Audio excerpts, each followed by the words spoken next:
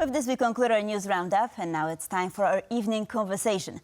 Tonight, we are going to discuss the parliamentary elections in Lithuania. The first round of voting is behind us. The results will be announced on Monday, but for now, we have to rely on opinion polls. These say that the ruling center-right Homeland Union could be replaced by a center-left coalition of Social Democrats and several smaller parties. To discuss, I have Dovilė Šakalienė, Lithuanian MP, Social Democratic Party of Lithuania, and Maldeikis, Lithuanian MP, Homeland Union, joining me right now. Good evening, delighted to have you with us. Good evening. Hello. So let me start with you, Matas. Historically, the ruling party does not win re-elections in Lithuania. Do you expect this year to be any different? And what does it say about Lithuanian politics? If I should go to the betting center, I would bet on our party to winning the election. The question is, will we manage to form the government, next government? It will develop on a lot of factors. But I think tomorrow morning, we will see that my party won the election. Dovilė, I guess that you have a different opinion, but let me ask you, what were the main issues driving the 2024 elections in Lithuania, and which of those was the most important for your party? So I believe that all mainstream parties fully agree that the most important issue is security and defense. And on that, there is no disagreement. We have this regular national agreement, national accord on defense, which all parliamentary political parties do sign every few years. And that shows that on this issue, we can be absolutely united. Then other issues, of course, such as social policy, healthcare, taxation system, and etc. Well, naturally, there are differences, both between left and right parties and some radical and populist parties. But what we see now, even though this is just the preliminary results that we are seeing, only 400 voting places out of almost 2,000, but still we see that most likely the radicals will not make it to the parliament. So defense should retain the same direction, whichever government is formed. But it's only the first round, and in 2 weeks we will have the second round, and that will probably define the winner of the elections. Right, and Matas, what about Ukraine? Is the support for the country still a big issue in Lithuania? And of course, some say that this year the Social Democrats campaign was about the conservatives. And do you agree with this?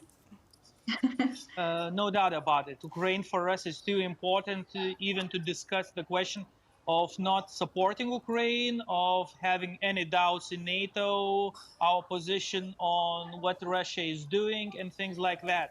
We had one populist party who tried to play this game, but they won't make it to the parliament, I bet.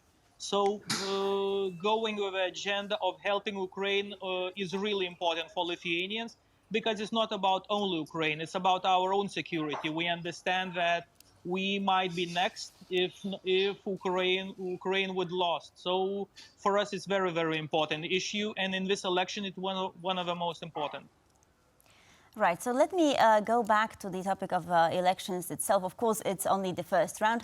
But Dovilė, Lithuanian elections often result in coalitions. And so according to the opinion polls, right, so your party is expected to win more than 20% of the vote, around 20% of the vote, but no party is supposed to win an outright majority. So this will result in a coalition, most likely. And my question for you is, what kind of coalition do you envision for this next government? So we have agreed to wait until the results of the elections to announce our intentions regarding any coalitions. But what is absolutely clear, that we would not envision coalition with Conservative Party, because we do see a lot of disappointment. Of course, we do have very loyal voters, and that is a tradition with this party. But there is a lot of disappointment throughout all Lithuania. And then we do not see any possibility to work with anti-state parties, parties who do not agree with values that are important to us. This is security and defense of our country. People who, well, sound like they were hired by Kremlin, or people who sound like they are anti-Semitic, because we do have certain movements that have anti-Semitic traits. So with those, we would definitely have a problem to work with. Right, and I wanted to expand on that a little bit. So, Matas lady, a visible trend is on the rise in Europe, the rise of populist parties, the AfD in Germany, the Freedom Party of Austria, the Brothers of Italy, National Rally in France, and the list goes on and on. So what about Lithuania? Because you've already hinted at this, that such an element is also present in Lithuanian politics. Yes, I think the guy who is playing on those notes, like in Europe, he will get a lot of votes. He is now getting votes from Social Democrats. This is what we are seeing now when counting the votes. So I think he will be very, very high on the, will get a lot of percentage, and there would be a possibility of him even being in a second place, second, and fighting with Social Democrats for the, for the place. Because what I'm seeing now, the first will be conservative, again, what I'm saying. But differently from what is going on in Europe.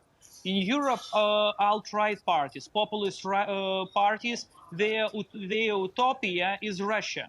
They all more or less like Putin, and what Putin is playing the strong hand and things like that. For Lithuania, that doesn't suit. And that means if you want to be popular politician, you must be anti-Russian.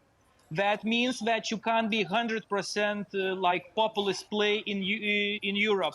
Alternative für Deutschland, Marie Le Pen, Italy, things like that. There is a different factor, and the factor is very Russia for Lithuanians. So that makes a little bit different from what we are seeing in Europe.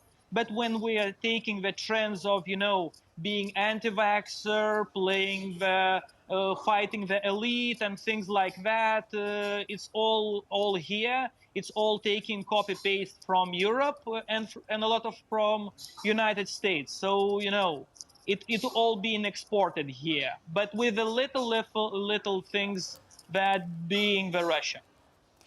Right, but then a party that has, that its leader is known for his anti-Semitic views, is supposedly in the third place. So, Dovilė, could you please clarify that for us?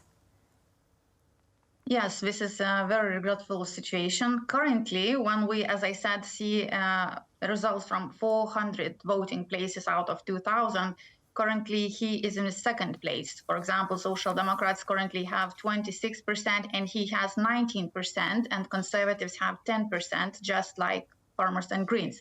This is going to change when big cities will be, votes in the big cities will be counted.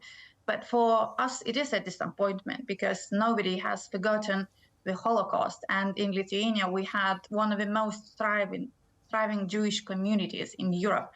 And we failed them. And in this situation, the parliamentary position also was very clear that anti-Semitism is not acceptable. But nevertheless, as you see, within society, there is some support for that. But also, we shouldn't look at it just, from one aspect. Mr. Žemaitaitis is a very charismatic and very personality-wise, very noticeable politician. To my surprise as well, he is one of the most popular politicians in Lithuania. He is in the top 10 for the past, I'm not sure, but probably more than 5 years.